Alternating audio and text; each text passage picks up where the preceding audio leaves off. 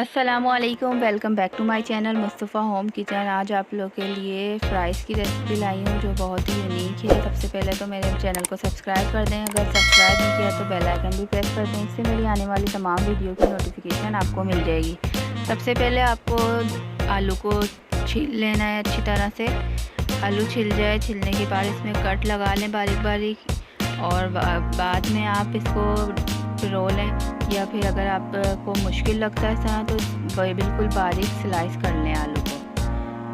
बिल्कुल बारीक स्लाइस करने के बाद आपको स्टिक लेनी है। स्टिक के अंदर इसको सेट करके परोना है। जिस तरह से इसकी कटिंग हुई है इसी तरह से सेट करके स्टिक के अंदर लगा लेना। बिल्कुल सेंटर में से हम स्टिक डालेंगे और इसको सेट कर लेंगे, वरना इसकी मशीन बहुत महंगी आती है और वो उन लोगों के लिए सही होती है जो इसका काम करें, बाहर फ्राइज़ वगैरह लगाएं, टोर्नेडो फ्राइज़ जो बेचते हैं।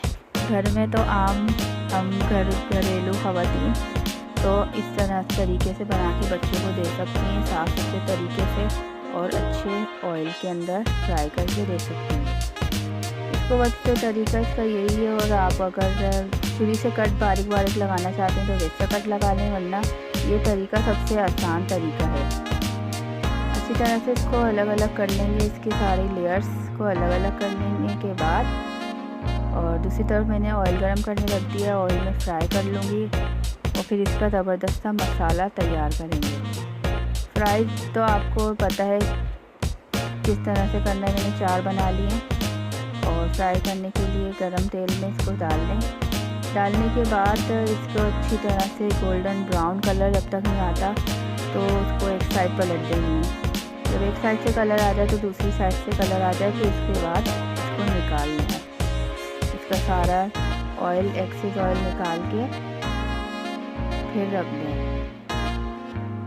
और ये बच्चों के बहुत फेवरेट होते हैं। ये आप अगर बना के देंगी तो आसानी से खा लेंगे, बहुत शौकीन होते हैं। ये देखें गोल्डन ब्राउन सा कलर आ गया, क्रिस्पी भी हो गए हैं ये। इसका जो ऑयल है वो निकाल दें।